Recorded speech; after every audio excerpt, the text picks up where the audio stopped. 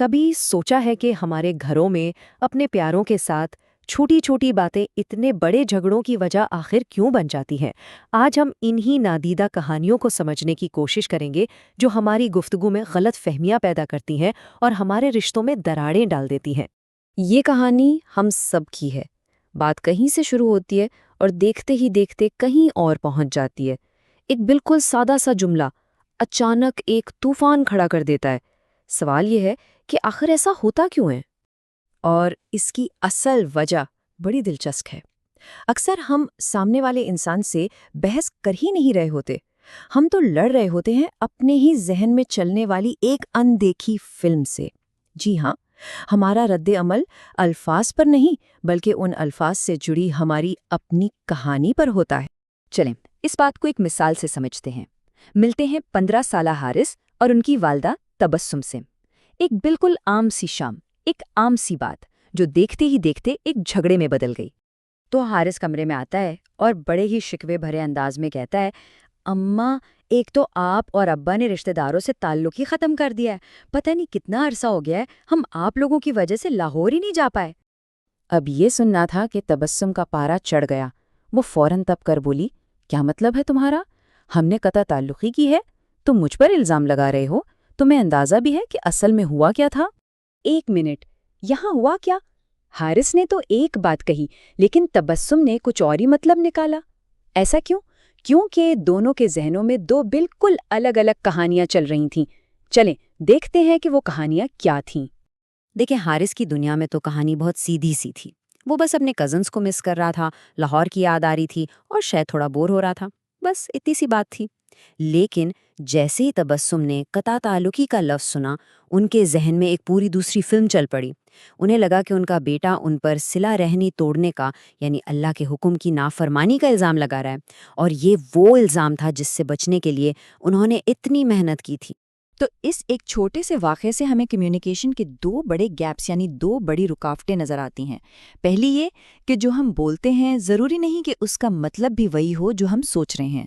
हारिस कहना चाह रहा था मुझे याद आ रही हैं, लेकिन उसके मुंह से निकला आपने कतई ताल्लुकी कर ली।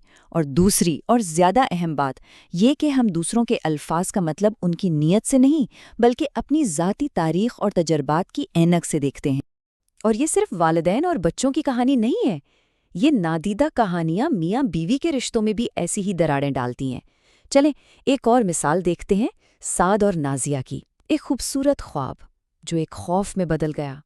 तो नाजिया बहुत खुश होकर अपने शौहर को मोबाइल पर कुछ तस्वीरें दिखाती है और कहती है, देखें ये जगह कितनी खूबसूरत है, कभी सोचते हैं किसी साल गर्मियों में यहाँ चलेंगे। 7 तस्वीरों पर एक सरसरी सी नज़र डालता है और बिल्कुल बेतासुर बल्कि कुछ छिड़छड़े से लहजे में कहता है, खाना बना लिया तुमने? अब यहाँ क्या हुआ? नाजिया एक ख्वाब शेयर कर रही थी और साद ने बात ही बदल दी। इतना गैर मुताल्लिका जवाब क्यों? वो उसकी खुशी का हिस्सा क्यों नहीं बना? क्योंकि यहाँ भी साद का रद्द अमल नाजिया की बात पर नहीं बल्कि उसके अपने अंदर छुपे एक खौफ पर था। देखें, यहाँ भी दो अलग अलग फिल्में चल रही थीं। नाजिया के जहन में मुस्तकबिल का एक रंगीन ख्वाब था, लेकिन साद के जहन में तस्वीर देखते ही खर्चों का कैलकुलेटर ऑन हो गया। एक और नया खर्चा, बजट तो पहले ही मुश्किल से पूरा हो रहा है। तो उसने छुट्टियों के ख्याल को रद्द नहीं किया, उसने अपने अंदर के माली दबाव और घबराहट पर रद्द अमल दिया। तो इस मिसाल से दो और गैप सामने आते हैं। नंबर 3, हम दूसरों की नीयत के बारे में खुद से ही अंदाजे लगा लेते हैं और अक्सर वो अंदाजे मनफी होते हैं। और नंबर 4, हम बात को समझने के बजाय उसे वहीं ख़त्म कर देते हैं, उसे दबा देते हैं। जैसा साद ने किया, उसने नाजिया के ख्वाब को जानने की कोशिश ही नहीं की, सीधा बात ही काट दी।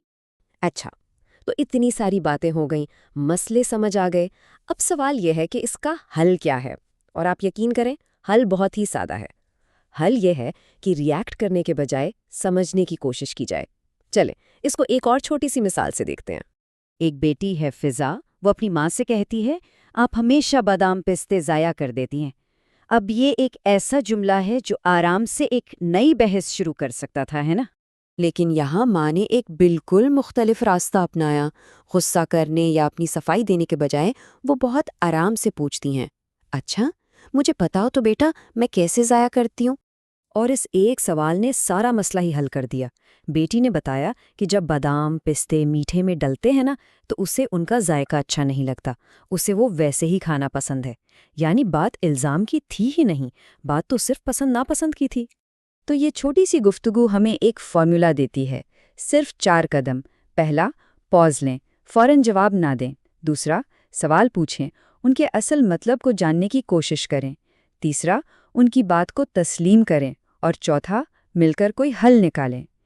جیسے یہاں ماں نے فوراً کہا کہ ٹھیک ہے، اگلی بار میں تمہارے لیے تھوڑا سے الگ نکال کر رکھ دوں گی۔ دیکھیں، ایک چھوٹے سے سوال اور حل نے ایک ممکنہ جھگڑے کو محبت کے ایک لمحے میں بدل دیا۔ تو اس ساری بحث کا نچوڑ کیا ہے؟ وہ اس ایک جملے میں ہے۔ ہم اکثر اپنے ہی خیالات اور جذبات کی دھند میں کھو کر دوسروں پر حملہ کر رہے ہوتے ہیں۔ تو سب سے اہم بات جو ہمیں یاد رکھنی ہے وہ یہ ہے، غصے یا تنقید سے جواب دینے سے پہلے صرف ایک لمحے کے لیے رک جائیں اور ایک سوال پوچھ لیں، بس ایک سوال جو آپ کو الفاظ کے شور سے نکال کر اصل کہانی تک پہنچا دے۔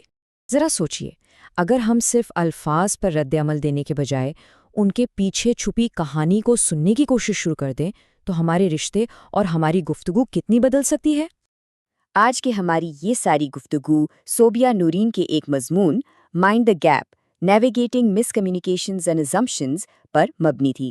اگر آپ اس موضوع کے بارے میں مزید جاننا چاہتے ہیں تو ان کا یہ مضمون ضرور پڑھیے گا۔